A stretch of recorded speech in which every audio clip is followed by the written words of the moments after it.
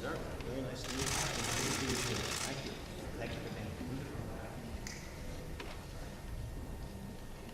Where's Mr. Duncan? Mr. Duncan?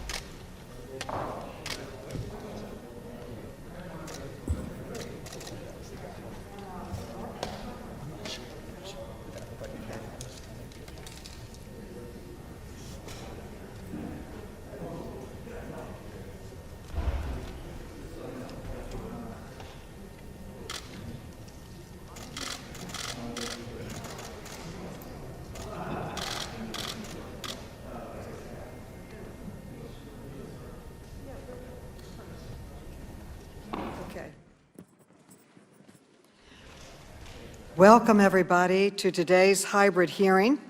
Pursuant to House rules, some members will appear in person and others will appear remotely via WebEx.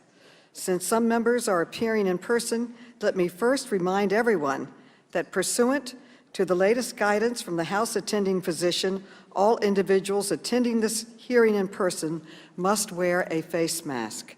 Members who are not wearing a face mask will not be recognized. Let me also make a few reminders for those members appearing in person. You will see members and witnesses appearing remotely on the monitor in front of you when you are speaking in what is known in WebEx as active speaker view.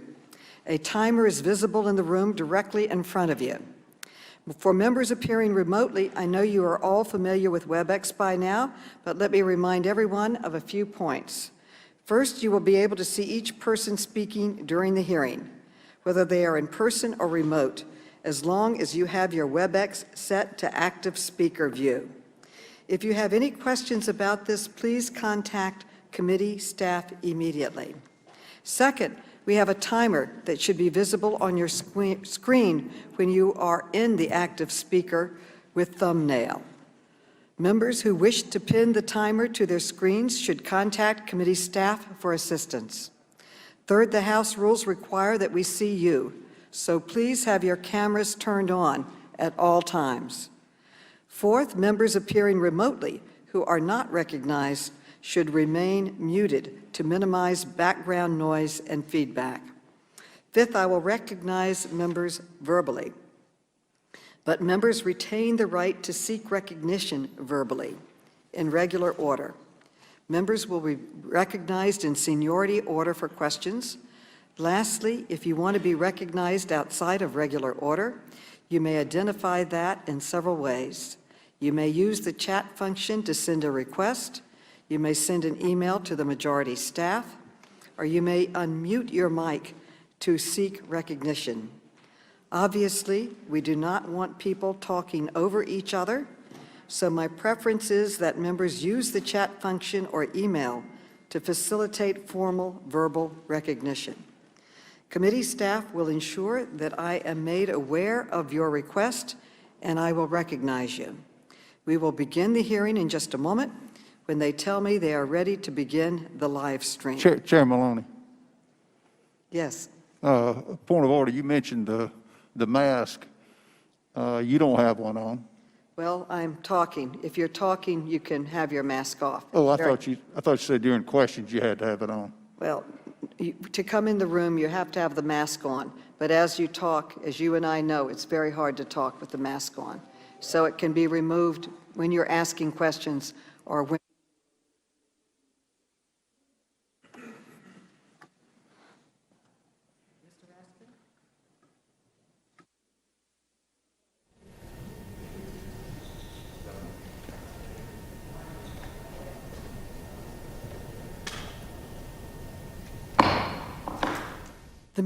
The committee will come to order. Without objection, the chair is authorized to declare a recess of the committee at any time. Without objection, the gentlewoman from North Carolina, Ms. Adams, as well as the gentleman from Illinois, Mr. Quigley, will be permitted to join the committee and be recognized for questioning the witnesses.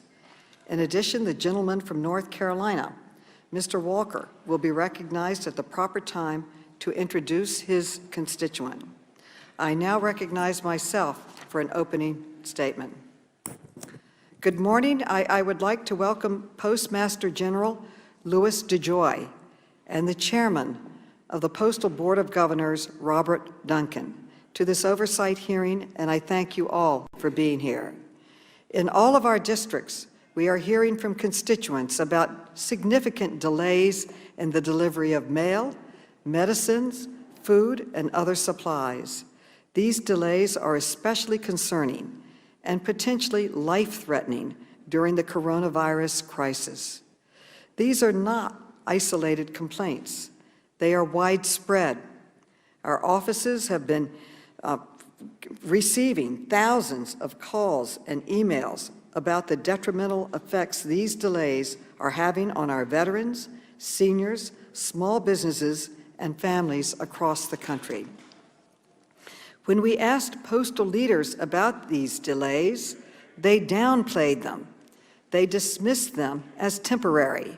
They discounted them as minor, unintended consequences of reforms being put in place. But then we saw national headlines describing these delays in much more detail. I have a document here that it lists headlines from almost every state in the country talking about these delays. For example, in my home state of New York, I quote, "Mail is delayed 5 to 6 days in New York City," Postal Workers Union says, end quote. In Kentucky, Ranking Member Comer's home state, quote, "Postal Services cost cutting is frustrating Kentuckians and raising election concerns," end quote. In California, the home state of our Vice Chairman, Mr. Gomez, quote, "Like Armageddon, rotting food, dead animals, and chaos at postal facilities amid cutbacks," end quote. This list goes on and on. Last Friday, when Mr. DeJoy was confronted in the Senate with these widespread reports, he said he felt bad about what he called a dip in service. But then, after Mr. DeJoy's testimony in the Senate, we obtained an internal Postal Service document entitled Pmg Briefing. This is a presentation prepared directly for the Postmaster General. It is dated almost 2 weeks ago, August 12th. According to this document, these delays are not just a dip. This document warns the Postmaster General of significant and widespread drops across the board in first-class marketing, periodicals, and other categories. This document shows that these delays are not a myth or conspiracy theory, as some of my colleagues have argued. These steep declines did not start in April or May when the corona crisis hit us, but in July, when Mr. DeJoy came on board and began making his changes. Our entire country is experiencing these delays as a result of Mr. DeJoy's actions, such as his decision to restrict the number of trips from processing plants to delivery units. Perhaps Mr. DeJoy thought his sweeping changes would not cause any delays. In my opinion, that would be incompetence at best. Or perhaps this was intentional. Maybe Mr. DeJoy was warned that his changes would cause delays, but he disregarded those warnings. That would be extremely reckless in the middle of a global pandemic with less than 3 months before an important election. Or perhaps there is a far simpler explanation. Perhaps Mr. DeJoy is just doing exactly what President Trump said he wanted on national television, using the blocking of funds to justify sweeping changes to hobble mail-in voting.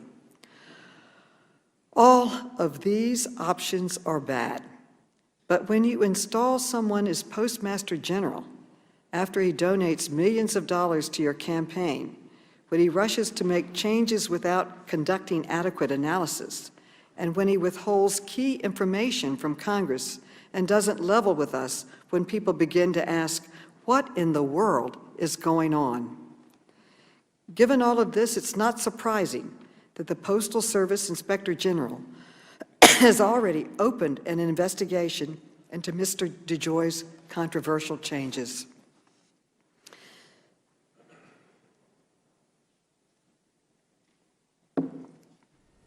We will be asking Mr. DeJoy some hard questions today. We will also be asking Mr. Duncan, as chairman of the board, about his own role in choosing Mr. DeJoy as Postmaster General, about his own role in vetting Mr. DeJoy for conflicts of interest, including Mr. DeJoy's ownership of stock in major Postal Service competitors, and Mr. Duncan's own role in allowing these delays to happen under his watch. Whatever the cause of these massive delays, the American people want to go back to the way things were. They don't want these changes, they want them reversed. They don't want anyone messing with the post office, and they certainly don't want it politicized. They want to have confidence that their mail, their medicine, their ballots will be delivered on time. I look forward to hearing from our witnesses, and I now recognize the distinguished ranking member, Mr. Comer, for an opening statement. Well, thank you, Chairwoman Maloney. I appreciate you calling this hearing today on the United States Postal Service, even though it would have been nice to do so before we actually voted on the bill Saturday. We all agree that the Postal Service needs to be reformed to better serve the American people. We all want the Postal Service to be as efficient and effective as possible to ensure Americans receive their prescriptions on time, small businesses thrive, and mail-in ballots are delivered in a timely fashion.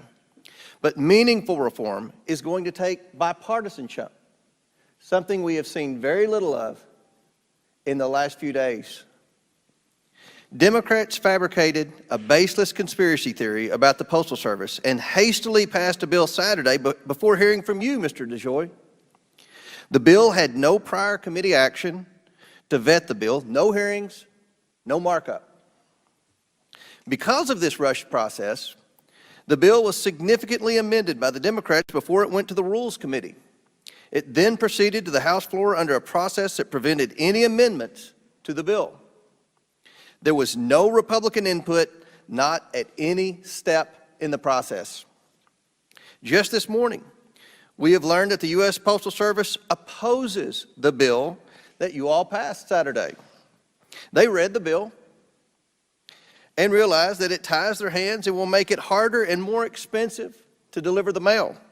At least this legislation is consistent with the Obama-Biden years at the Postal Service. More delays, more financial losses. This chain of events show Democrats are not serious about meaningful reform. The President does not support the bill, the Postal Service does not support the bill, and the Senate will likely not take up the bill. This is a political stunt. During Saturday's debate, Chairwoman Maloney unveiled a 60-page PowerPoint deck she had just received overnight from an apparent whistleblower. Madam Chair, I don't need to remind you that your and Adam Schiff's record with whistleblowers is less than stellar. The deck is dated August 12th, proving it played no role in the creation of your bill, which was unveiled the day before. The deck contains delivery performance data updated since the U.S. Postal Service's third quarter report. It shows some delays in July and August. I'm very interested to hear from Mr. DeJoy today about what he has learned about the causes of these delays. How much of an effect is the ongoing pandemic and increasing employee sick leave having on U.S. Postal Service's delivery performance? How does that compare to any temporary growing pains from efforts to make the Postal Service more efficient and self-sufficient? I say I am interested to hear Mr. Joy's responses because I do not know the answer to those questions. I don't believe the chairwoman does either. This is why I've repeatedly said, Madam Chairwoman, that this committee is doing things backwards. When we make policy, it's our job to understand why something is happening. How would you find out why? You would have a hearing on the topic with the Postmaster General. When would you have this hearing? Certainly before you passed a bill. Returning to today, let me say that postal issues are something I've long heard about a great deal in my rural district. For example, I distinctly remember when the Obama-Biden administration, a mail facility in Paducah was closed, resulting in letters that once took a day to get from point A to point B, now taking 3 to 4 days. And I also heard a lot about the Postal Service from my grandmother, who spent her entire career, 27 years, as a rural mail carrier. My heart and sympathies go out to our Postal Service families who have lost loved ones during this pandemic. As her grandson and the congressman representing the 1st District of Kentucky, and as the ranking member of this committee, I want to see the Postal Service return to being a viable institution. But I'm disappointed at the hysterical frenzy whipped up around this issue by my colleagues on the left and their friends in the media. Let's look at the most often repeated claims again. Does the Postal Service need a bailout in order to survive through November? No.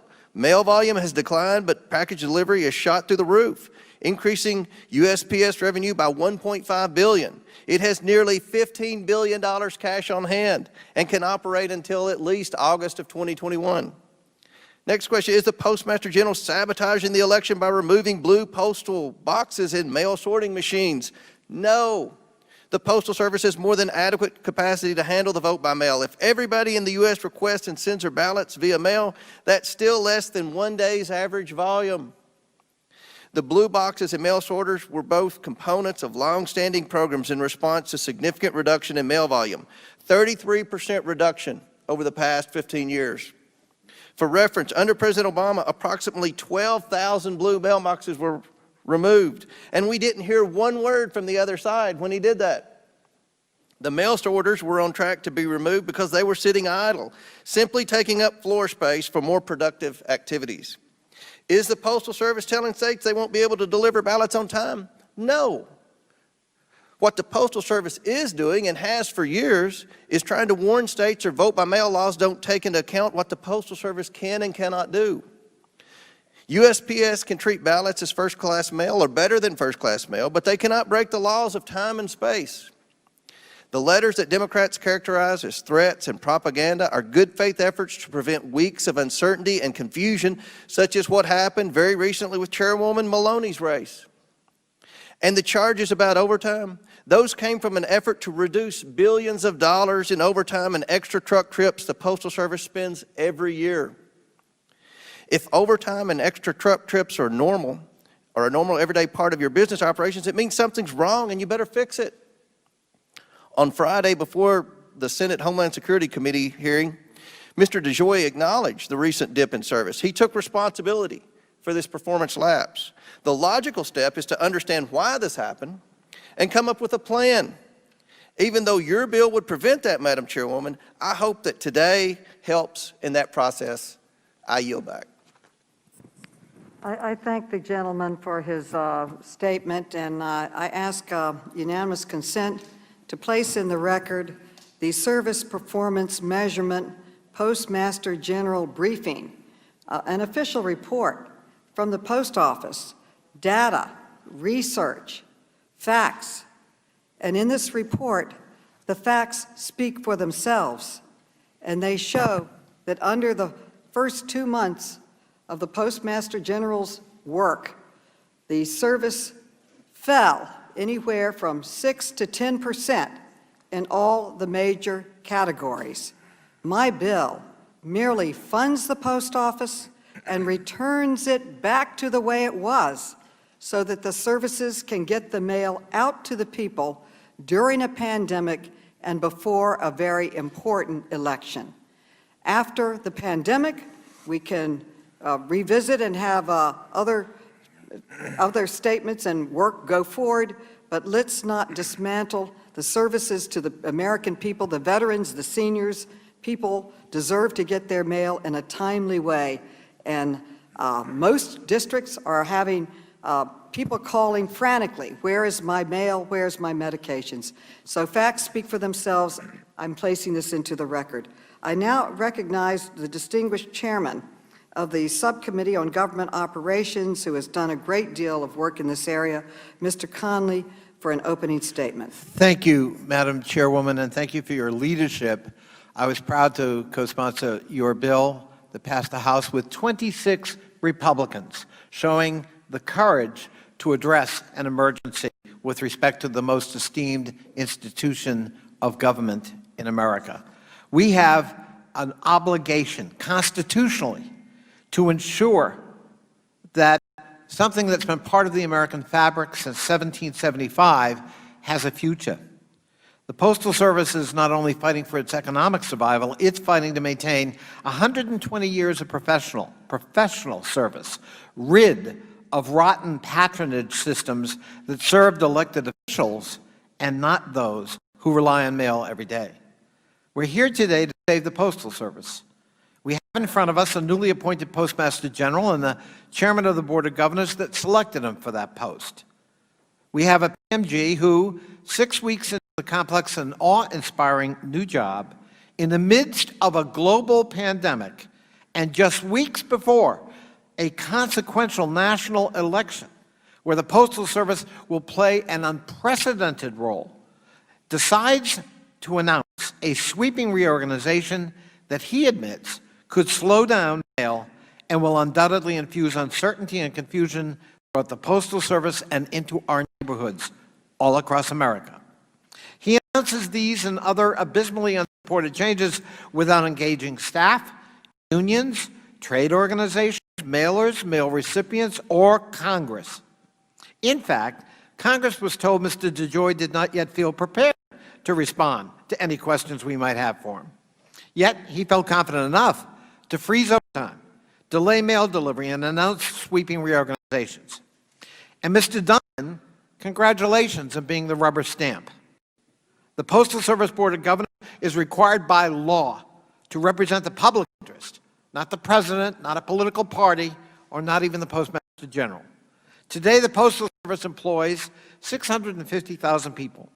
It's the foundation for more than a $1.7 trillion mailing industry that employs another 7.5 million people. But at the turn of the last century, the U.S. Post Office was nothing more than 77,000 patronage positions rife with gross incompetence and often embezzlement of funds. It was rural America that used its political voice at that time to professionalize the post office. Instead of traveling miles to the closest general store to pick up mail from a sycophantic political pack, rural residents lobbied Congress en masse for rural free delivery, an innovation that brought mail delivery to even the most distant of homes and businesses. The massive grassroots lobby effort brought those with acumen and expertise into the post office and refocused political leaders on what they were elected to do: serve the people, not their political parties. The nation, the people transformed the Postal Service, the Post Office into the Postal Service. This history lesson resonates today. Yet another reckoning for this country and the Postal Service. Here again, the people of the nation have stood up loudly and consistently to condemn attempts to turn a crown jewel of our federal government, by far the most trusted agency among the hundreds that serve this nation, into a spoils systems honeypot. We cannot and must not let that happen. During this pandemic, the Postal Service is a lifeline to the delivery of life-saving prescription medications, medical equipment, food and pantry staples, stimulus checks to pay rent and utility bills, census forms, and even simple coupons to help struggling families stay out of poverty. What leader would think that even the possibility of slowing down mail in a time such as this is a good idea? What leader would take steps to freeze overtime for a workforce literally risking its life every day to deliver mail to the people of this nation? 40,000 postal workers have contracted COVID-19 or been quarantined because of it. 40,000. As the new PMG, Mr. DeJoy has recklessly cut hours and delayed delivery times in the pursuit of unsupported operational efficiencies.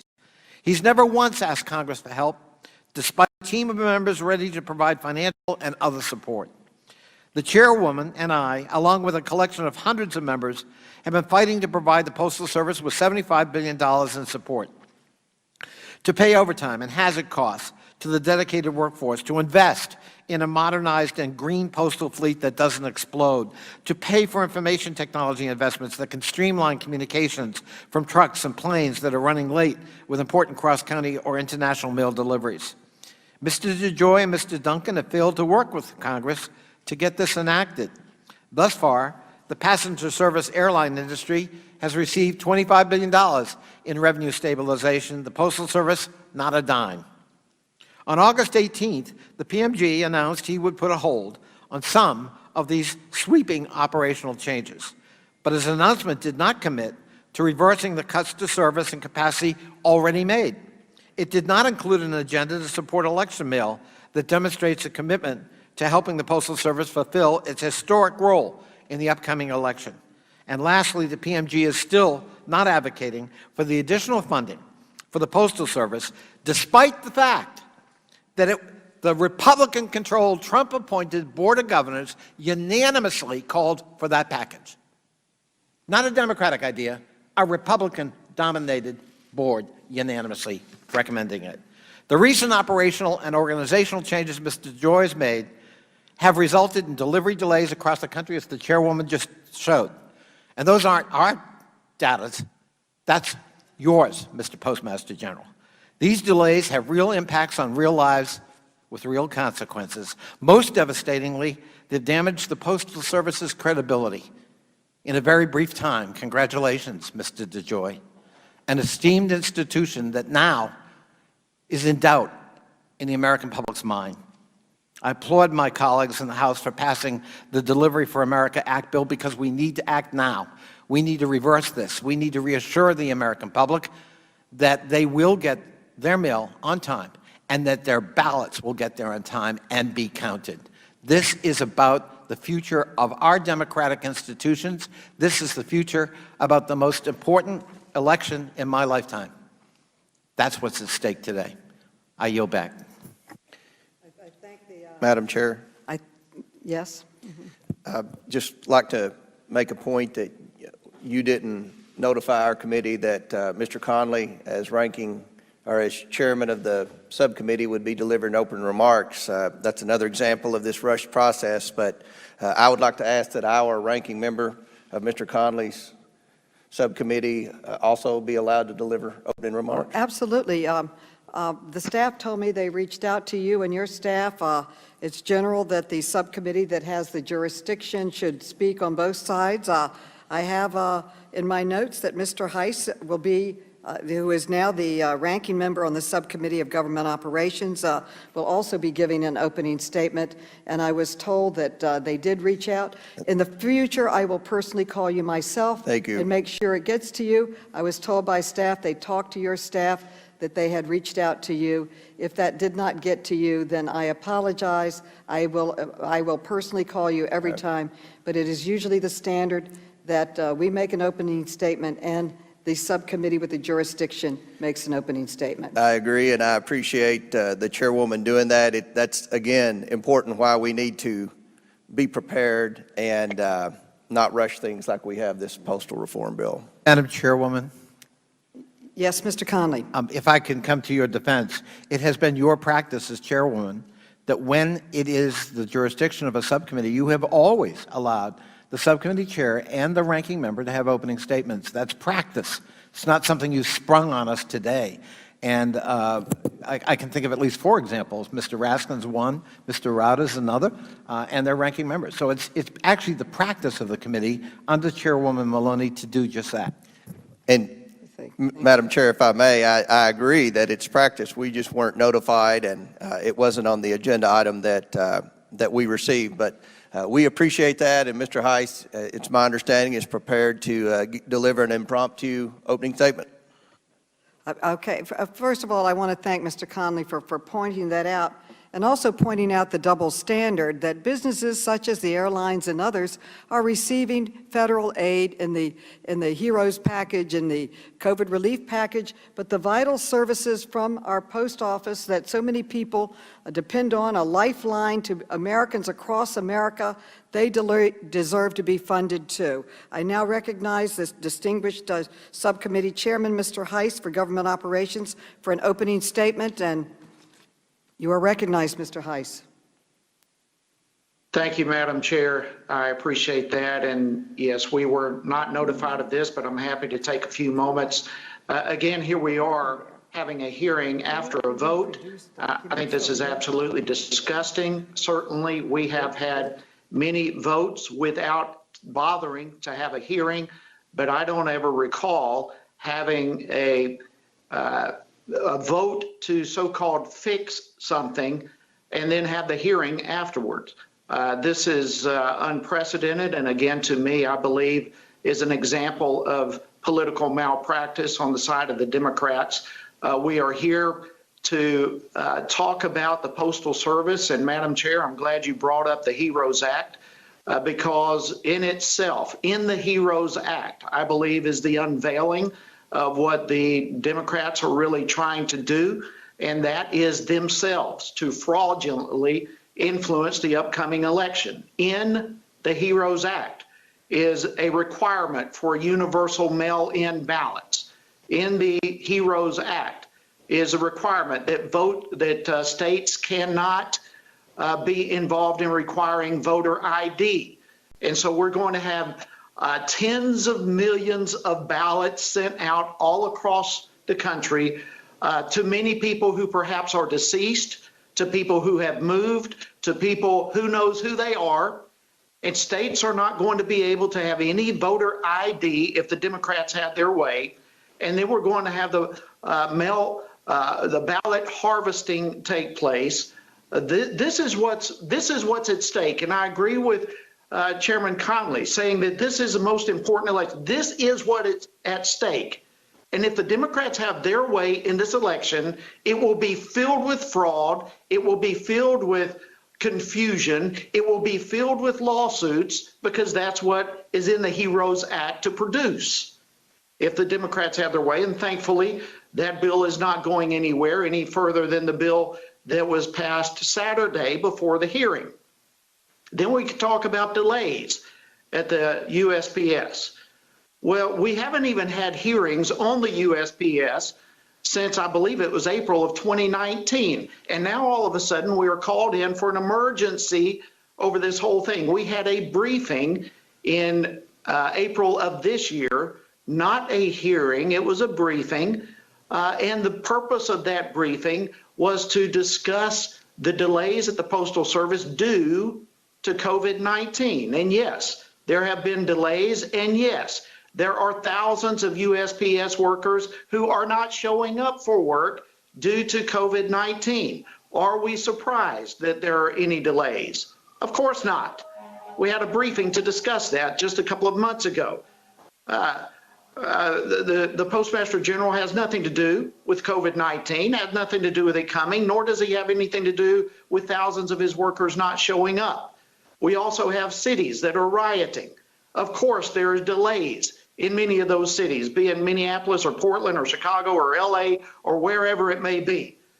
The fact of the matter is the bailout that passed on Saturday in the House of Representatives is pointless.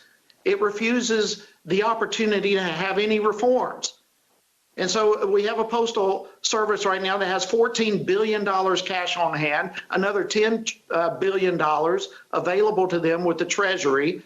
And they can't even get access to the $10 billion because they have too much money cash on hand. and yet we pass a bill for another $25 billion, and in that bill, we disallow them from making any changes. It doesn't matter how much money we keep throwing at the Postal Service if we don't allow for reform to take place, which is what is desperately needed. So with that, I do look forward to this hearing going forward. I fully anticipate a lot of political theater from my friends on the opposite side of the aisle.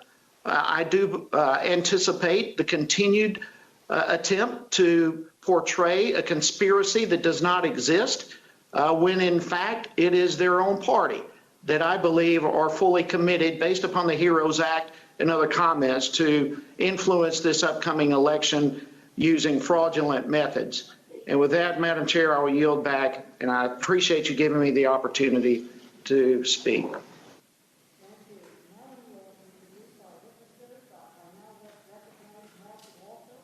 I now recognize Mark Walker to introduce our first witness, who is a constituent of Congressman Walker's.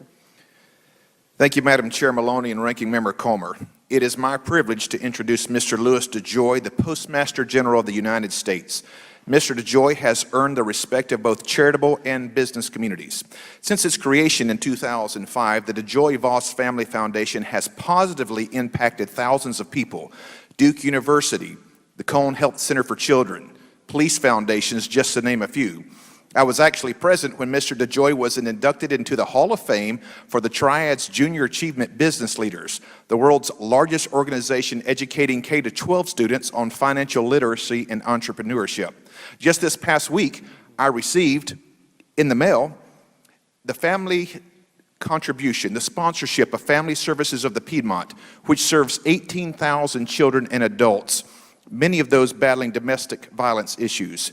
Yet maybe the most impressive act by this family is the one established for students from Title I schools, the Scholars Program at Elon University. You see, I've had the opportunity to meet some of these students who come from some of our most impoverished areas. It's not something Louis flaunts, it's just something he does.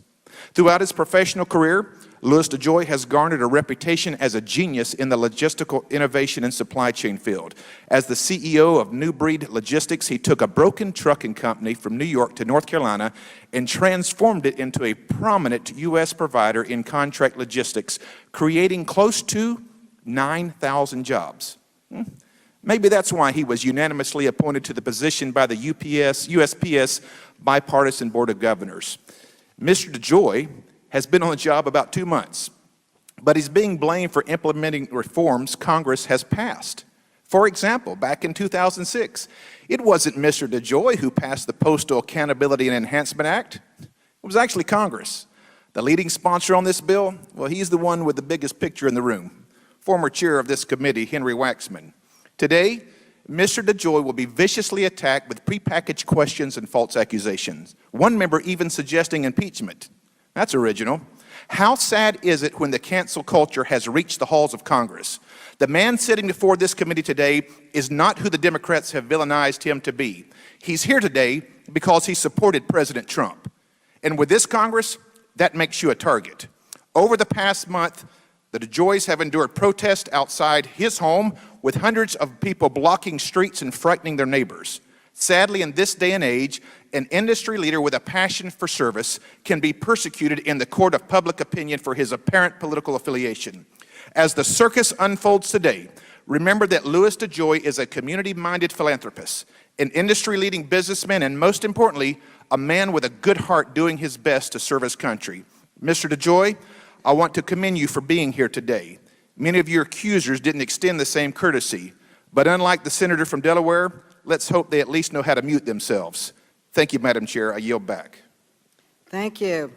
Our second witness is Robert Duncan, who is the chairman of the Postal Service's Board of Governors.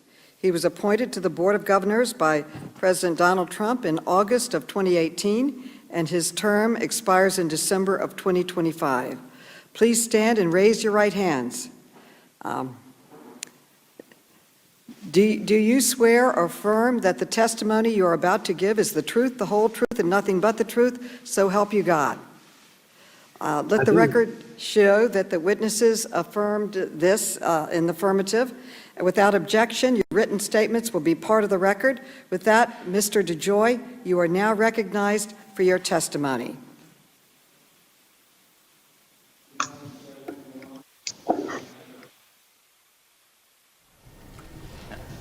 Good morning, Chairwoman Maloney, Ranking Member Comer, and members of the committee. I am proud to be with you today on behalf of the 630,000 dedicated women and men of the United States Postal Service. On June 15th, I became America's 75th Postmaster General. Since that time, for a variety of reasons, there has been a great deal of attention to the Postal Service by our elected officials, the media, and the American people. I want to begin by assuring this committee and the American public that the Postal Service is fully capable and committed to delivering the nation's ballots securely and on time. This sacred duty is my #1 priority between now and Election Day. To be clear, we will do everything we can to handle and deliver election mail in a manner consistent with the proven processes and procedures that we have relied upon for years. Nevertheless, I encourage all Americans who choose to vote by mail to request their ballots early and to vote early as a common-sense best practice. As part of this conversation, there are many inaccuracies about my actions that I wish to again correct. First, I did not direct the removal of blue collection boxes or the removal of mail processing equipment. Second, I did not direct the cutback on hours at any of our post offices. And finally, I did not direct the elimination or any cutback in overtime. I did, however, suspend these practices to remove any misperceptions about our commitment to delivering the nation's election mail.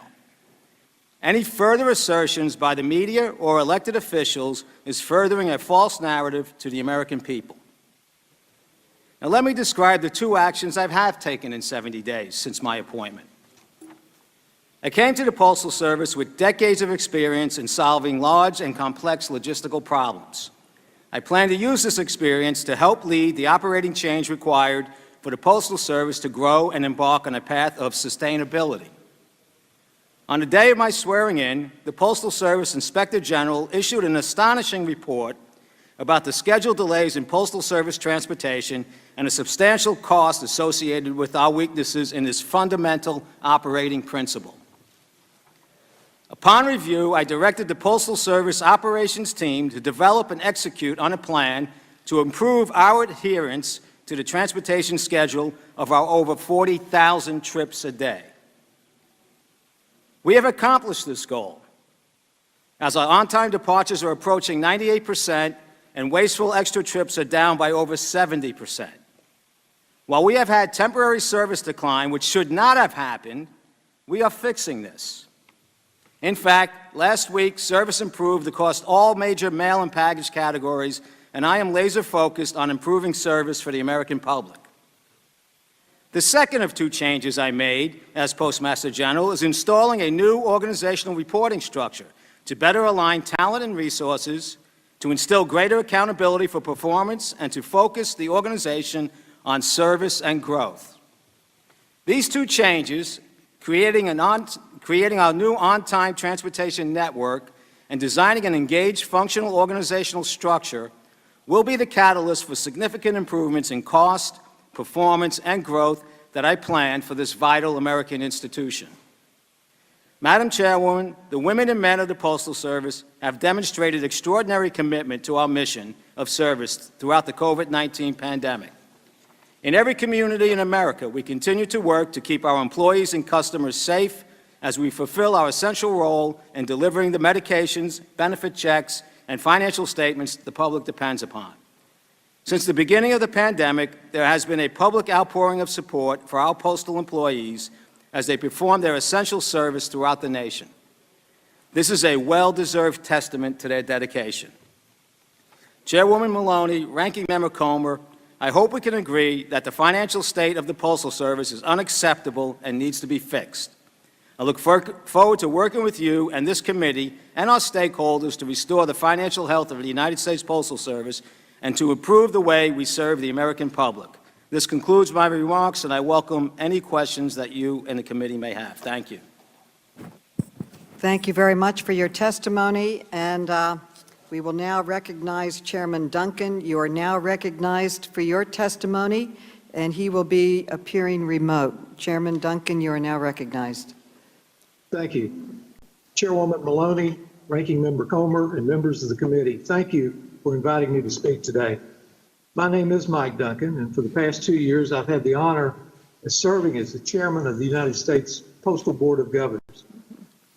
Throughout my life, I've looked for ways to help and strengthen and support institutions that are important to American communities. That's why I spent 5 years on the Tennessee Valley Authority Board, why I serve on Alice Lloyd College, why I've served on numerous boards and commissions in Kentucky and at a federal level. When I accepted this position, I did so because of my admiration for the United States Postal Service and its public service mission. I spent my life in rural Appalachia, and I know how important the Postal Service is to communities like mine. I also know the Postal Service provides important jobs to more than 630,000 Americans, which at one time included my own grandfather, who delivered mail by horseback in East Tennessee. Since I joined the board, I've made it a point to get on the road, to visit postal facilities, to meet workers, speak directly with our customers, union members, union leaders. These conversations have only deepened my understanding for and of the importance of the Postal Service. Serving on the Board of Governors of this institution is a significant responsibility. The governors, by statute, represent the public interest. That means I'll always remember its special role in our nation. And it means I can never forget the challenges that are putting us at risk. These challenges should come as no surprise to the members of this body. On 2 occasions, I've sent you the Postal Service's annual report to Congress. In each of those communications, I wrote that, quote, "The Postal Service's business model is broken and will only produce widening losses in the coming years, absent dramatic change." Last fall, Postmaster General Megan Brannon notified the board of her impending retirement. And in response, the board immediately recognized that we would be faced with the most important decision we would make as governors, the selection of a new Postmaster General. The board agreed that the Postal Service would benefit from a transformational leader, one who could help us build upon the inherent strengths and confront its long-standing challenges. The Postal Service is an amazing institution, and we can do a lot to make it better. But we're unable to fix our broken business model or control our own pricing without the help of Congress and the Postal Regulatory Commission. What we can do is increase our efficiency and cut down on unnecessary expenses. We can also focus on marketability and modernization while reducing some expenses. Business as usual is not an option. It's for these reasons that after an organized, deliberate, and thorough search process, the board selected Louis DeJoy to serve as our 75th Postmaster General of the United States. He's the 5th Postmaster General since 1971 to join the institution from the private sector, and we believe the private sector experience that he has will be an asset, identifying ways to improve the Postal Service. In addition, Mr. DeJoy has decades of experience in improving and managing sophisticated logistic chains, the Fortune 100 companies, and as a major contractor to the U.S. Postal Service for more than 25 years. He has a deep knowledge about the institution and how it can be strengthened. Like the Postmaster General, the board has confidence in the Postal Service's ability to perform for the American people in this election season. 5 years from now, the United States will celebrate the 250th anniversary of the American Postal Service. Throughout our nation's history, this institution has delivered for the American people. Now, we have a sacred responsibility to preserve, defend, and strengthen this organization for generations to come. Thank you for your time. I appreciate the opportunity and look forward to your questions. Thank you. Thank you for your testimony. I now recognize myself for questioning. Mr. DeJoy, we have all been flooded with concerns and complaints from our constituents about the delay in the mail. And in the vote on my bill, Delivering for America, on Saturday, 26 Republicans voted with us, and they expressed the same concerns. People depend on their mail for their medications, for business, for keeping in touch with their families. It's critically important. And we've seen headlines across this nation from many, many states, headlines, major news from our states about the delay in the mail. It's been said it's a major institution in our country. People depend on it. And over the weekend, we obtained this internal document, and it is dated less than 2 weeks ago on August 12th. And it's entitled Service Performance Measurement for the Pmg Postmaster General Briefing. Now, your office already confirmed to my office that this document is authentic. So let's go through a little bit of it now. This document clearly shows major degradations across the board, beginning in July when you started your changes. Here is the document for first-class mail, and overall, it is down an astonishing 8.1% from the baseline before your changes for the past 2 months, beginning in July. Now, the second one, the next slide, is the marketing mail, and that is down a stunning 8.42%. Now, the next, and it's on the wall where you can see it better, the next periodicals, and that is down almost 10%, down 9.57%. So, Mr. DeJoy, you and your aides have repeatedly downplayed these delays. You just downplayed it in your testimony. But this is just a disaster for the people who need their mail. Don't you agree? Would you turn on your mic? We can't hear you. Mm-hmm.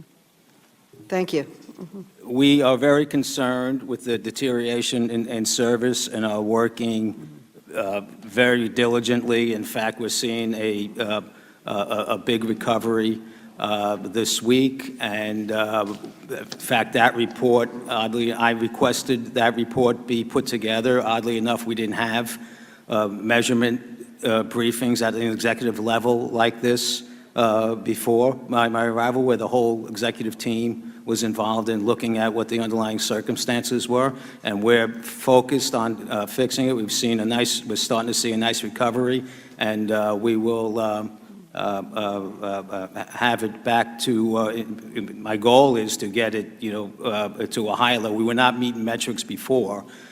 With this change, this fundamental change, we have a real good shot at getting to the stated metrics that we are supposedly governed by. Well, you just testified that you've been on the job 70 days. Mm-hmm. So this is essentially your report card for that period of time. If any other CEO had this kind of plummeting record in his first 2 months on the job, I can't imagine why he would be kept on. That's an unfair accusation. May I continue? When you testified on Friday, Mm-hmm. senators asked you over and over about the status of these delays. They also asked you to produce analysis about the negative impacts of your changes. It would have been easy to mention to the senators that this document existed. You could have said, as a matter of fact, Senator, I just received a detailed briefing, and unfortunately, the data shows major delays in nearly all categories. But you didn't do that. You dismissed these nationwide delays as, quote, a dip, and you refused to turn over any analysis. So my question is, why didn't you disclose this document and any analysis to the Senate when you had it and they were asking for it? They asked me for it on Friday. They asked me for an analysis on my decision. Of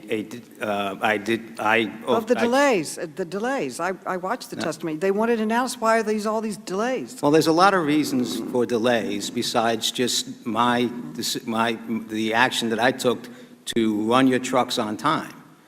There are other reasons for the delays in the nation. Well, I would say running trucks on time would probably increase delivery, but for some reason it backed it up 5 to 6 Oddly days enough, into yes. the district that I represent, so reported. But Mr. DeJoy, on August 14th, this committee sent you a 10-page letter, along with the chairs of ranking members of 3 other committees. And we asked you to produce all communications, and I'm quoting from the letter, all communications, evaluations, assessments, or reports regarding mail left behind or delayed as a result of these new policies that you instituted, end quote. We asked for these documents by Friday, and on Friday night, you did produce some documents to us, but you did not produce this one. And so my question is, why did you leave this important internal document from the postal professionals that was delivered to you and briefed to you 2 days before the Senate hearing? Why did you leave it out? I'm not familiar with the request in total or how we supported it. I'm sure the staff answered the questions as they were asked. And let me just, for the record, clear up. That is not a policy change. That is a request that we run our 40,000 trucks a day on schedule. And your intuition is right? You would think that the mail moved faster, and it did. A good portion of it moved faster. All right, and we've also, I was sitting there looking at a report that talked somewhere between $1 billion and $3 billion worth of cost wasted on our truck trips being out of schedule. It was an easy request that I spoke with every senior executive in the organization about the change. Time is limited, and I'm concerned why we didn't receive any of this information. And I have to just say that, Mr. DeJoy, we sent our letter 2 days after you received this briefing and this document. It must have been fresh on your mind. There's absolutely no excuse for concealing it and withholding this information from the committee or from your testimony before the Senate when you were expressly asked questions about the information in the document. And unfortunately, this committee received it from someone else. So, Mr. DeJoy, you're withholding information from us, concealing documents, and downplaying the damage that you're causing. So let me close with this. This committee expects a full and complete production of all the documents we requested no later than this coming Wednesday. And if you continue to withhold information or otherwise fail to comply, you can expect a subpoena. Now, I know many of our members plan to ask about how you intend to fix the problems you created, and reverse these horrible trend lines. So we will get to those questions next. With that, I now recognize the distinguished ranking member for 5 minutes for his questions. Virginia, he is saying that Virginia Fox will be the first to respond. Virginia Fox from the great state of North Carolina. Thank you, Madam Chairman. Madam Chairman, I do note that you're going over time a great deal, but Postmaster General DeJoy, thank you very much for being with us today.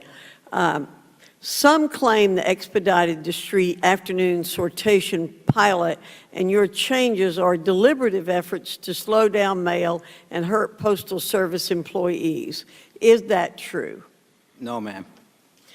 Are you banning employees from charging overtime, or are you trying to limit unplanned overtime to ensure the Postal Service's viability?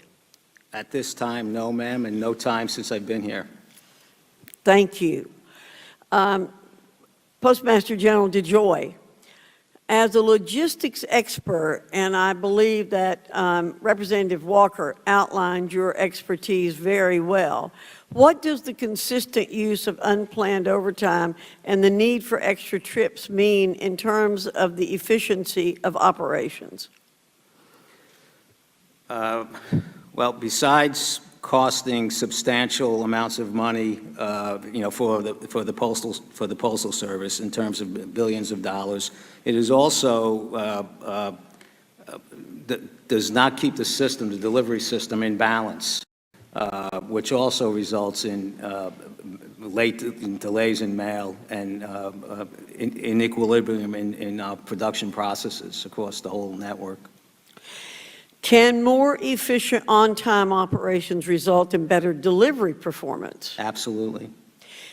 And does unplanned overtime hinder the Postal Service's ability to stay financially viable? Absolutely. You know, my husband and I have experienced some very, very inefficient services on the part of the post office in the last few weeks. I'm not going to go into those details, but I want to applaud your approach to accountability. And what we know from our colleagues on the other side of the aisle is they run away from accountability in every case in the federal government or in allied services like the post office. So let me applaud you for pushing on accountability. Mr. DeJoy, as we're all aware, the Postal Service is not a government agency that receives appropriations. In fact, it is law. The Postal Reorganization Act of 1970 created the U.S. Postal Service as an independent and self-sustaining entity. Postmaster General DeJoy, do you believe that it is your duty to uphold this law and ensure that the USPS is self-sufficient? I do. And what will it take to make the USPS self-sufficient? Legislation with regard to our healthcare Medicaid integration and our pension reform, flexibility from the PRC, at least get a decision from them. We're in the 14th year of a 10-year analysis. The Postal Service itself, there's a library of OIG reports identifying flawed practices and billions and billions and billions of dollars of cost, waste that this committee, nobody seems to pay attention to. And then the Postal Service, our management team itself, delivering, helping fix ourselves, both in terms of service and cost. And we have a plan now to do that. And part of it includes running our trucks on time. And these OIG reports have come from Democrat presidents and Republican administrations both. Is that correct? Yes, ma'am. Thank you. If you have no operational flexibility, can you possibly make the Postal Service self-sufficient? I think we have a very, very good shot. We have some new revenue ideas for the Postal Service also. We have it, we're beginning to finalize the plan. I need to brief the board, but I'm very, very excited about the management team under our new organizational structure. I'm excited about the dedication of the 650,000 men and women, and I think we can embark upon, with a little help from this Congress, we're about to embark upon some significant, exciting future for the Postal Service. I believe in a 6-day delivery. I think the carrier is, with the carriers, our postal carriers' relationship with the American people is what is the most important ingredient in giving us the approval rating that we have. And we have plans to really enhance that relationship and to help our growth. Well, again, I want to thank you for bringing your expertise to become the Postmaster General of the United States. You have the exact background that we need and the commitment that we need to make the post office work the way Americans want it to work. Thank you, Madam Chairman and Ranking Member. I yield back. Thank you. I now recognize Congresswoman Norton. Congresswoman Norton by WebEx.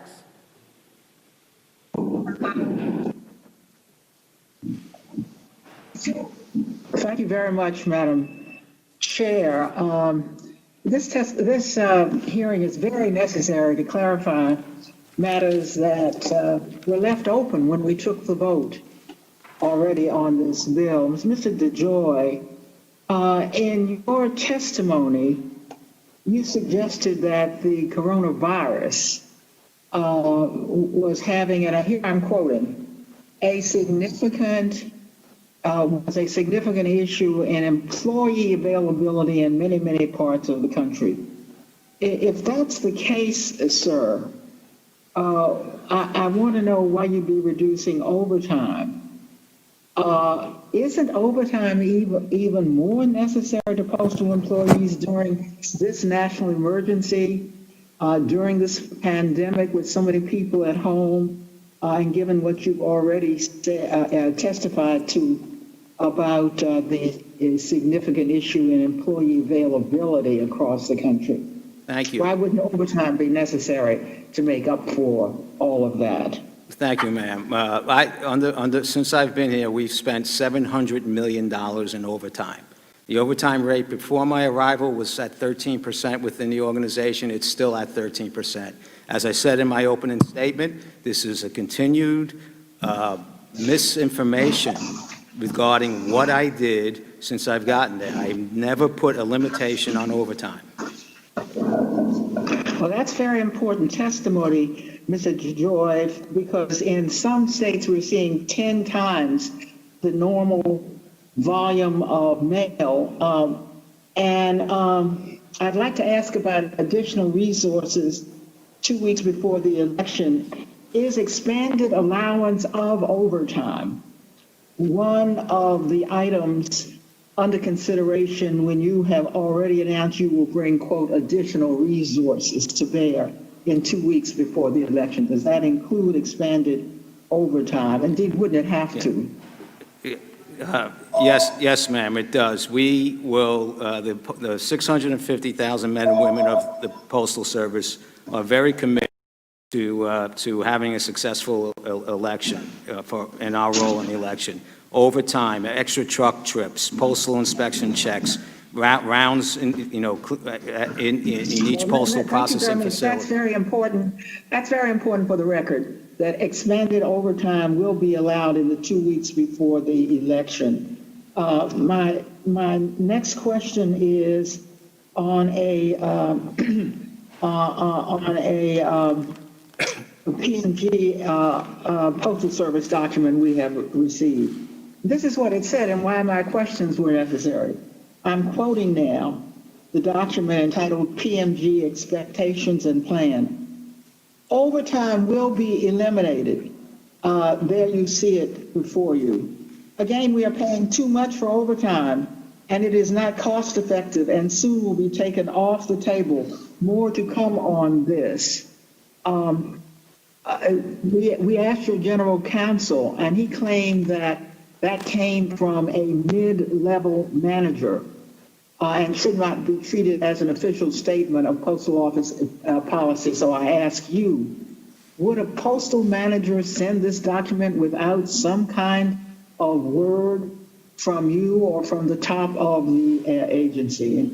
Can you explain who this was and give us the name of that manager? Thank you. I have purposely not tried to find out who that was, but there are many ways that people interpret. You have tried not to find out who that was? That's right. I don't know. That was not a directive from me.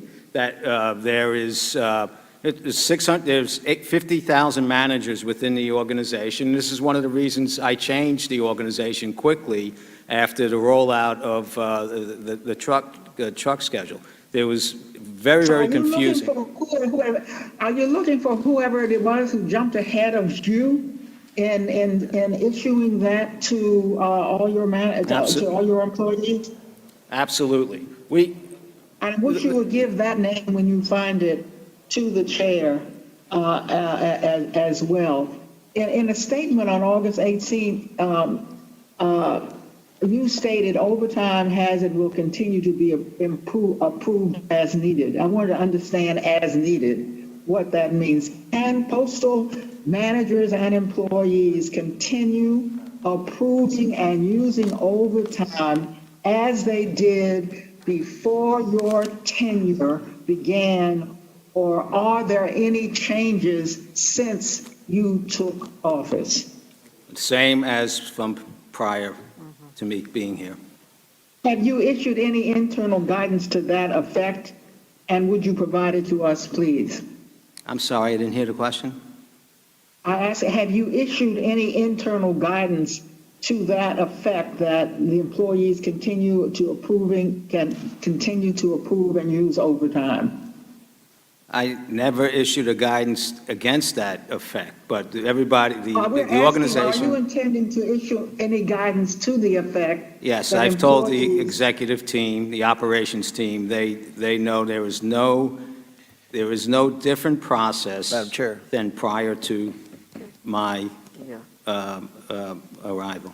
Okay, the gentlewoman's time is completed. You may Madam Chair, can I just ask that he provide you any written guidance on overtime? Okay. To Time. the chair of the committee. I make that request on behalf of the committee. I now recognize Mr. Gosar, Congressman Gosar. Yeah, can you hear me and see me? Yes, we can. Okay, thank you. We can hear Mr. you, but Joy, we don't thank see you. you. There you are. Okay. Mr. Joy, thank you very much for coming today. And I want to clear up some obvious political disinformation that the majority is actually putting out. So, and then I also want to say thank you very much for acknowledgement of the dip in services, but we'll get to that in a few minutes. On Saturday on the House floor, my colleague said the post office is on the verge of collapse.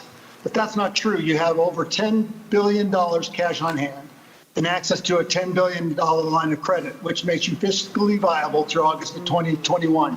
Is that true, Mr. DeJoy? Yes, but I would say that only in Washington, D.C. would that be a good position to be in when I have $135 billion in liabilities, a $2.5 billion a month, a week, biweekly payroll, and a whole bunch of others. But yes, we can get through the election, and with the loan, should we take it? I don't know how we would pay it back, but should we take it? We should be fine for until mid 21. So now, isn't it true that you're actually generating more revenue at this time of the year than you also did last year, and you're processing more, successfully processed an uptick in mass mail government items such as the stimulus checks and the census questionnaire ballots? Is that true? We're seeing more revenue, mostly due to package increase. Mail products are down 15% or so on average, but package volume is up substantially. But package volume is very costly for us to handle in an overcapacity method. So now, do you believe with the money on hand, successful, seeing that you said the mail volume is down by 15%, and the hard work of the over 600,000 postal workers, that you can handle the slight election increases that we'll possibly see? I will be very, very clear that the 650,000 men and women, we are working with our union leadership, our management team, our employees. We will be able to handle all election mail for the 2020 election. So now I want to go back to the slowdown related to the pandemic. I want to highlight that this week the president of the Phoenix Postal Workers Union stated that it was suffering from these pandemic workforce strains, that no processing machines have been removed during your tenure, and that the United States Postal Service processed over 700,000 ballots in our recent primary election. Let me ask you a question, Mr. DeJoy. Have you had slowdowns or impediments like in Seattle and Portland and New York City and Chicago because of the rioting and the anarchy that's going on? Well, sir, I mean, any kind of riding does produce delays with any type of public service, so I don't have a specific measurement on that. But I will say this, that as the coronavirus cases throughout the country have expanded, it has had an impact on our employee availability. And in the urban areas that are hot spots, the averages don't play out what the real picture is like in areas like Philadelphia, where employee availability is significantly below our normal run rates and what it has been in the pandemic. We actually started to peak in terms of employee availability issues in the July timeframe. Now, I want to go back to, you paused any policy changes to the Postal Service, such as the elimination of overtime, prohibiting extra trips, hiring freezes, and removing sorting machines. Is that true?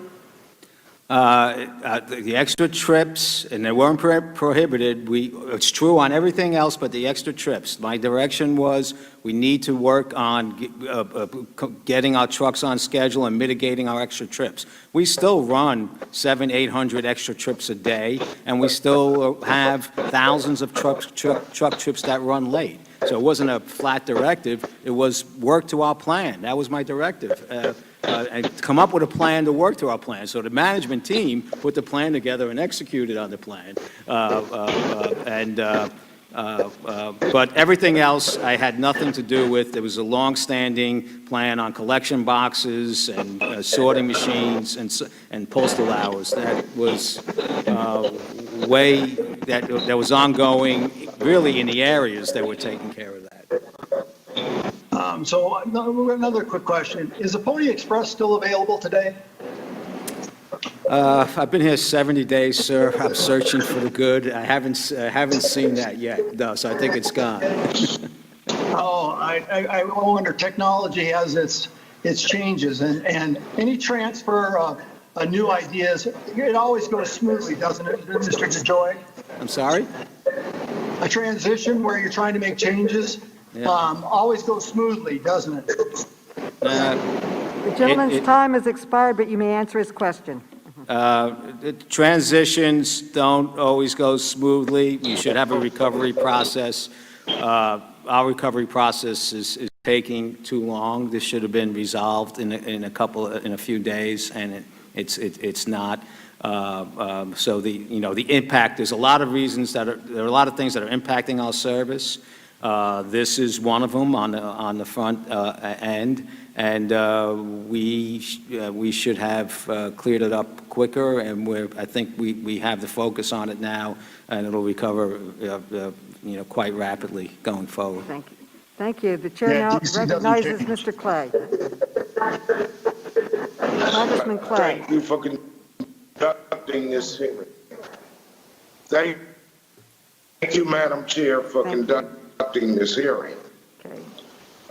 Mr. DeJoy, one of the most damaging results of your actions is the reports we have heard over and over again from people and families across the country who are not getting their mail-in medications on time, and it's heartbreaking. The Postal Service delivers hundreds of millions of prescription drug shipments each year. That is millions of shipments per day, 6 days a week, of vital medicines delivered across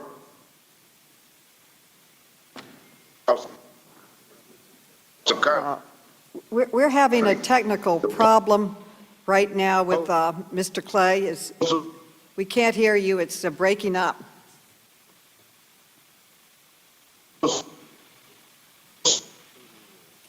Should we go to someone else and come back?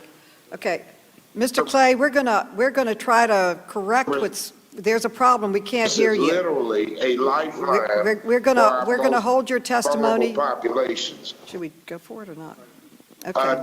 This problem has gotten aggravated during the coronavirus crisis because mail order.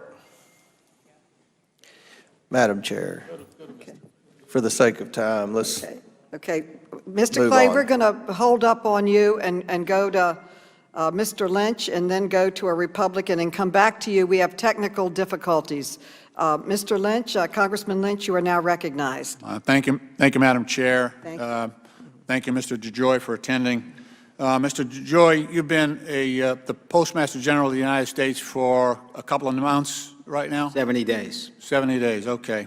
So I've been a member of this committee for about 20 years, and since my mom and two of my sisters, a bunch of my aunts, cousins, my in-laws, all worked at the post office.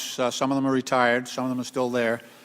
As a member of Congress, you might say I've been compelled to take a keen interest on matters affecting the Postal Service.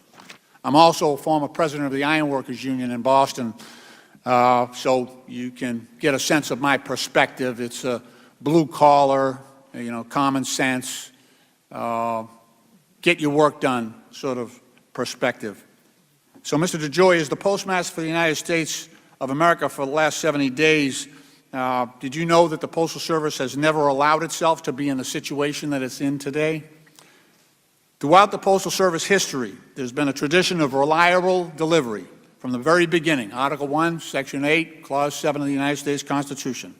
Going back to Ben Franklin, our first Postmaster General, the Pony Express has been mentioned before.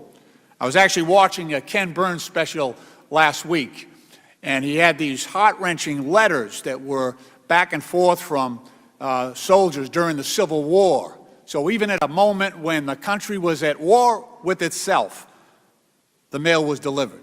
During the First World War and the Spanish flu influenza of 1918, through the Great Depression, millions of people out of work, 1,000 bank failures, the mail was delivered on time.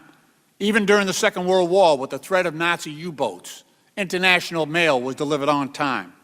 Just so happens I was elected on 9/11, the day of the terrorist attacks on our nation, a god-awful day. Some people forget, in the days after 9/11, we had direct anthrax attacks on the United States Postal Service. We lost two brave postal workers, Joseph Cursine and Tom Morris, down at the Brentwood facility here in D.C., from anthrax inhalation. But for the good of the country, the postal unions continued to send their members into the post office to do their job to keep the country running.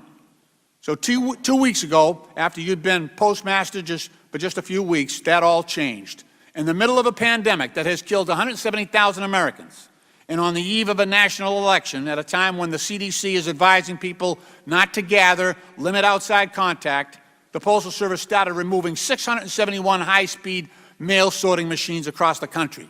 You stopped the APWU from sorting the mail, and you stopped the national letter carriers and mail handlers from working overtime to deliver the mail. And for the first time in 240 years in our history of the United States Postal Service, you sent out a letter, embarrassingly, in July to 46 states that said the post office can't guarantee that we can deliver the mail in time for the elections in November. And we have reports from across the country, as you acknowledge, service has been delayed and the mail is piling up. You have ended a once proud tradition. Now, as a member of the Oversight Committee, we are the chief investigative committee in the Congress. We conduct oversight on every matter that impacts the American people, foreign and domestic. There are members on this committee who have been to Iraq and Afghanistan a couple dozen times. They've been to Yemen, Somalia, Gaza, you name it. They literally go to the ends of the earth to investigate matters that affect the American people, especially when it involves our sons and daughters in uniform.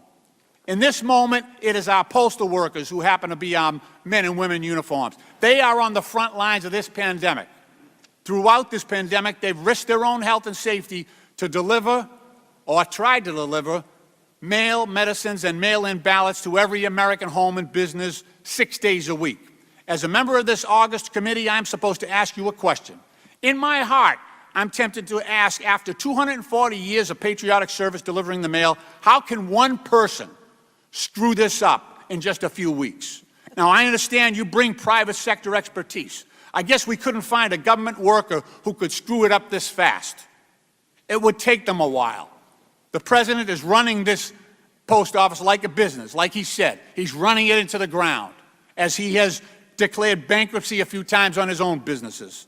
In an effort to apply the facts, the real facts, not the alternative facts, based on what you have actually done, one can only reach, as a fact finder, we can only reach two conclusions. One, either through gross incompetence, you have ended the 240-year history of delivering the mail reliably on time, or the second conclusion that we could gather is that you're doing this on purpose and that you're deliberately dismantling this once proud tradition. The gentleman's time has expired. The gentleman may answer his question. My last question is this. Thank you, What sir. the heck are you doing? What the heck are you doing? The gentleman's time has That's my expired. Thank you, sir. The gentleman's time has expired. The gentleman First of may all, answer. I would like to agree with you on the heroic efforts of our 650,000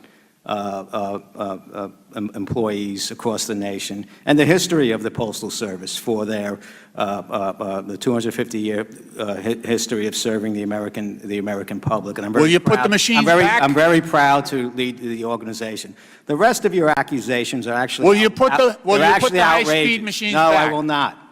You will not. Will not. You will not. Well, there you go.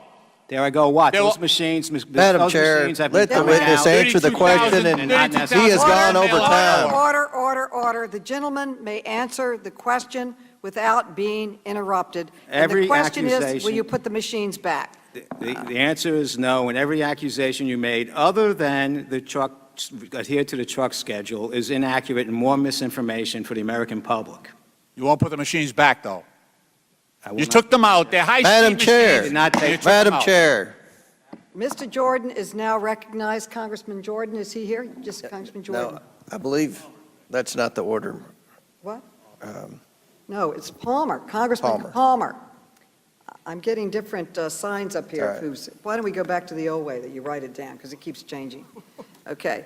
Congressman Palmer is now recognized. I thank the chairman, and I just want to point out a Washington Post article from August 26, 2015, almost 5 years to the day, that there was a decline in first-class letter delivery of 18 to 44%, and a 38% decline in the performance over the same time in 2014. This was during the Obama-Biden administration. The United States Postal Office in 2012 started closing dozens of mail sorting facilities. From January to June of 2015, there were 494 million pieces of mail that did not arrive on time, a 48% increase in delayed mail delivery. And I'm sure that that was intended to impact the 2012 election, yet this committee didn't see fit to look into that. Mr. DeJoy, these will be yes and no for the most part. Is there any way the post offices can know whether or not ballots that they are delivering to households are to eligible voters? Is there any way for the post office to know that? No, sir. I bring that up because there's analysis of data released by the U.S. Election Assistance Commission in 2019. In a recent U.S. Census Bureau's 5-year American Community Survey, there were 378 counties nationwide that have more voter registrations than citizens living there who are old enough to vote. These are counties where the registration exceeds 100%. In Iowa, there are at least 18,658 extra voters. Under the National Voter Registration Act of 1993, Judicial Watch sent notice of violation letters to 19 large counties in 5 states, California, Pennsylvania, North Carolina, Virginia, and Colorado. Real Clear Politics reported that Los Angeles County had an estimated 1.6 million ineligible voters, and 38 states have counties where the voter registration is over 100%, including Montgomery County, Maryland, which represented my distinguished friend, Mr. Raskin. The same article cited a 2012 Pew study that found there are 24 million voter registrations that are no longer valid or significantly inaccurate. Pew's total included 1.8 million dead people and another 2.75 million who were registered in at least 2 states. New York, for instance, in this most recent primary that impacted your race, Madam Chairman, had 84,000 ballots, almost over a fifth of all the ballots, I think, cast. 12,000 in your race that were disqualified. So my question to you, Mr. DeJoy, is there any way to be sure that more ballots then a household should be eligible to receive are not being delivered. I'm sorry, say that again? Is there any way for the Postal Service to determine whether or not a household ballots than they should be? We're focused on delivering the mail. So the sent answer to is the no. address. There's no way to know that. And so, if there was some way to know that, I'm sure the postal inspectors would get involved. Okay. So let's try that again. Once it calls you, it tells you, press Madam 1 to Chairman, be connected. I I think that's reserve what my you time. need to do. What is, Okay, so it's gonna call me. what's going on? I think the Chinese have hacked in or something. Okay. What is that noise? I don't know. Ma'am, the clock is still running. Madam Chair, can his time be restored? We will give you adequate time to Okay. complete because of. Have we resolved this, do you think? What is the problem? What is it? They're just trying to deal with technical. We'll give you extra time. Keep going. Okay. You have extra time. We have some technical problems. Thank you, Madam Chairman. And I do appreciate your indulgence. Thank you. The Census Bureau reports that 11% of Americans move each year. Section 8 of the National Voter Registration Act, which was passed by the Democrats in 1993, signed by President Clinton, and voted for by Mr. Cooper and Mr. Clay and Madam Chairman Maloney, requires states to perform voter registration maintenance. It is really the responsibility of the federal government to ensure that states and local governments make sure their voter rolls are accurate, that they have removed deceased people, people who have moved or inactive voters. And it should be noted that the Obama-Biden administration did not bring a single Section 8 enforcement action during their entire term. That makes the post office task of only delivering ballots to eligible voters more difficult. My point is that you've been accused of trying to impact an election when the fact of the matter is, for those people who have never had a real job out in business, what you've been trying to do is improve the performance of the post office so that what happened in 2015 does not continue to happen. And it's going, and the accusations are that you're trying to throw the election. When the fact of the matter is, the fact that the federal government has not done its part, particularly during the Obama-Biden administration, to ensure that the voter rolls are accurate, has made your job more difficult. It's really not your job, is it? One way or the other. No, sir. Can we count on the post office and the delivery personnel around the nation to not deliver mass ballots, stacks of ballots to an address where the delivery person knows that there's nobody there, an abandoned house, an abandoned apartment complex, a business? That would be reported, wouldn't it? We deliver mail to the address specified.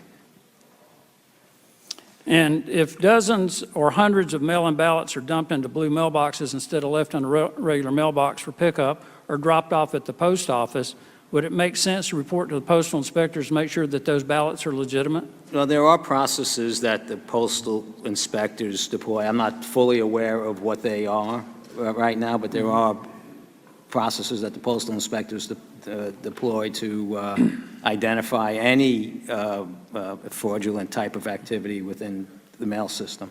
Well, we need to make sure that this election is not tainted by fraudulent mail-in ballots. And Madam Chairman, I'm going to do something that I rarely do. And when Mr. Gosar mentioned the burned out, the riots in Portland and other Seattle and other places around the country, there was a chuckle from one of the Democrats on this committee, and I take offense at that. This is a picture of the burned out post office in Minneapolis, okay? There was mail in that post office that was lost. There may have been prescription drugs that were lost. There may have been Social Security checks in that office that were lost. It is a fact that not only is the mail delivery delayed when you have anarchists laying siege to cities all over the country, it endangers postal workers, delivery people. It may have endangered people's lives who were not able to get their medicine because it burned up in the Minneapolis post office. That's not funny. And I hope that the Democrats in this committee and in this Congress will take seriously what's happening in American cities. I yield back. The gentleman yields back. We're still having difficulty connecting with Congressman Clay. I now recognize Mr. Cooper, Congressman Cooper. Mr. DeJoy, here's what your so-called reforms have done to my district in 70 days. A lady named Elena Roser paid $5 on July 22nd to send a certified letter to the Nashville, Tennessee Social Security office. The distance is 20 miles. The letter took 12 days to arrive. Just this morning, excellent reporting from Nashville's Channel 5 TV proves that Nashville's mail trucks are being forced to leave on schedule even when completely empty. Imagine it, 53-foot trucks forced to travel hundreds of miles completely empty due to your so-called reforms. Here are the truck records. That's not efficiency, that's insanity. For anyone thinking of voting absentee, the effect of your policies is to unilaterally move up Election Day from November 3rd to something like October 27th. And if you force more empty trucks on the highway, you will be able to single-handedly move up Election Day even earlier. According to NPR, already 550,000 primary ballots, absentee ballots, were rejected in just 30 states. And one of the main reasons was late delivery. How dare you disenfranchise so many voters when you told the Senate committee just last week that you had a sacred duty to protect election mail? You know that it's a felony for a Postal Service officer or employee to delay delivery of mail. A postal employee can be fined or imprisoned for up to 5 years for delaying the mail, but somehow you can delay all the mail and get away with it? They can be prosecuted, but you can't, even if your actions are 1,000,000 times worse? Mr. DeJoy, do you have a duty to obey U.S. law like every other American? I do, sir. Well, previous Postmasters General have been punished for much smaller conflicts of interest than yours. In 1997, the 70th Postmaster General, Marvin Runyon from Tennessee, had to pay $27,000 because of a $350,000 conflict of interest. If your $30 million conflict of interest, 100 times larger than Mr. Runyon's, were treated like your predecessors, you would have to pay a $2.7 million fine and probably be ousted from being Postmaster General. So, Mr. DeJoy, are you above the law that applies to other Postmasters General? I don't agree with the premise. I'm in full compliance with all ethical requirements that I need to have. And there's an OIG investigation, and I welcome the result of that report. Well, Mr. DeJoy, as a mega donor for the Trump campaign, you were picked along with Michael Cohen and Elliot Broidy, two men who have already pled guilty to felonies, to be the 3 deputy finance chairmen of the Republican National Committee. Did you pay back several of your top executives for contributing to Trump's campaign by bonusing or rewarding them? That's an outrageous claim, sir, and I resent it. I'm just asking a question. The answer is no. So you did not bonus or reward any of your executives? No. Or anyone that you solicited for a contribution to the Trump campaign? No, sir. Not in whole or in part? Actually, during the Trump campaign, I wasn't even working at my company anymore. Well, we want to make sure that campaign contributions are legal. So all your campaign contributions are legal. I'm fully aware of legal campaign contributions. Well, what if and I resent the assertion, sir. What are you accusing me of? Well, I'm asking a question. Do your mail delays fit Trump's campaign goal of hurting the post office, as stated in his tweets? Are your mail delays implicit campaign contributions? These types of questions. I'm here to represent the Postal Service. It has nothing to do with, all my actions have to do with improvement into the Postal Service. Am I the only one in this room that understands that we have a $10 billion a year loss? Right? Am I the only one in this room that has looked at the OIG reports that have stacked up? Will you give this committee your communications with Mark Meadows, with Treasury Secretary Mnuchin, with the President? Mr. DeJoy, is your backup plan to be pardoned like Roger Stone? Wow. Golly, pitiful. You have 2 seconds to answer the question. I have no comment on that. It's not I worth see my a time comment. has expired. Gentleman's Not time worth has a comment. expired. Representative, the gentleman from Florida, Mr. Stubbe, is recognized for 5 minutes. Congressman Stubbe. Thank you, Madam Chair. Thank you, Madam Chair. First of all, as a veteran who served in Iraq in support of Operation Iraqi Freedom, to compare postal workers to our military service members in Iraq or Afghanistan, quite frankly, to me, is offensive. Last time I checked, Postal Service drivers weren't getting their vehicles blown up by IEDs or being shot at as they drove around and delivered mail. So to try to compare our military service members who sacrificed on the battlefields across this world to our Postal Service members is frankly offensive as a person that had served. It's unfortunate that there are Democrats on this committee that have 100% politicized the Postal Service to try to stoke fear with the American people. But we shouldn't be surprised. It's a familiar theme for Democrats over the last 2 years. A subcommittee chairman of this committee, when asked on national television, and I quote, "Are you saying, say it directly, is this an attempt by the president you believe to interfere in the election?" The answer was absolutely. There is absolutely no evidence whatsoever that President Trump is using the Postal Service to interfere with the election. None, in fact, quite the opposite. But Democrats don't care about the facts. So here we go again. Seems like just yesterday we were hearing how the Trump campaign colluded and conspired with Russia to interfere with the last election. And when the facts actually came out, there was no evidence that that ever occurred. This is absolutely a concocted narrative by the Democrats to stoke fear in the American people, just like the Russia collusion hoax. Financial issues have plagued the Postal Service for decades and is vastly in need of reform. Mr. DeJoy just stated that $10 billion loss a year. Businesses couldn't operate that way. But the Democrats don't want real reform. If they did, they would have worked with our witness today. They would have worked with Republicans in crafting a bill. They would have worked with our counterparts in the Senate. They would have worked with the administration to actually come up with reform that would actually pass. This is a political stunt to further the Democrats' newest interference hoax. I represent 9 counties in Florida, and just last week we held our primary elections. Florida saw the largest turnout in a presidential election year primary since 1992. That was 18 years. About 2.3 million mail-in ballots were cast, which made up about 59% of all ballots cast. Initial reports indicate that there were minimal issues with the additional ballots handled by the Postal Service. There were no issues in my 9 counties with absentee ballots in this district that I'm aware of. Mr. DeJoy, would it be fair to say that the Postal Service successfully delivered during the Florida's primary last week? Yes, sir. The 2.3 million mail-in ballots that were cast in Florida are a significant amount for one state.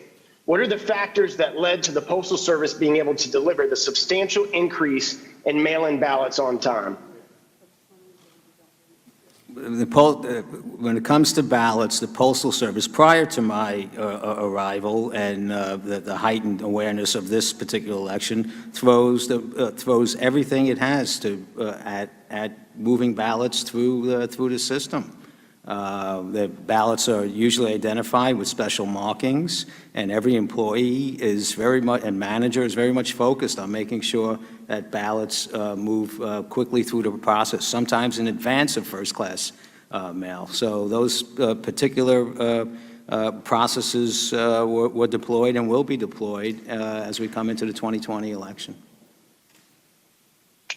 And Florida has, am I correct in stating that Florida has a reasonable time frame for Postal Service to return the ballots, as opposed to some states that just allow ballots to be requested at the last minute, therefore delaying their ability for the Postal Service to get those ballots to the precincts in time? Thank you sir. And that is a big part of the effort of the Postal Service prior to my arrival and since my arrival, and the purpose of sending out the letters to all the states with regard to what we just want to make everybody aware of what is it that will really work. We can put all these additional processes on, but it would be more helpful if we had reasonable standards from the election boards that comply with our processes to to enable us to do it more efficiently and effectively. So to clarify, do you need any additional funding to be able to successfully deliver ballots in Florida this November? No, we do not, sir. Are there any lessons that other states can learn from the way that Florida handles our ballots in absentee voting? Well, I'm not particularly familiar with Florida, but our general counsel and has put out letters with regard to each state's election guidelines. We have a website that's just been posted on the normal process, and in general, I will say on behalf of 650,000 postal workers, get your ballot early and please vote early, and that is just common sense. But if Florida had Florida had a good process, so I'm sure their electoral board procedures were good. We can't do this all by ourselves, so we would appreciate every state's help in reviewing their standards and and taking the advice of the Postal Service General Counsel and what's on our website. Thank you. The gentleman's time has expired. We now recognize Mr. Clay. If we're still having connection problems, we will be going to Mr. Connolly. Mr. Clay. Hi, Madam Chair. I hope you can hear me now. Yes, we can. All right. And thank you for conducting this hearing. To stand your ground in your own home. Before you implemented your changes, did you conduct any analysis of the effect your changes would have on delaying prescription drug shipments, the delivery of those shipments to your customer? Did you analyze that before you implemented these changes? Sir, we have a whole operating organization that I asked to put together a plan, and it wasn't a change. It was comply with your schedules, and when we could comply with our schedules, I reviewed this with every regional area VP.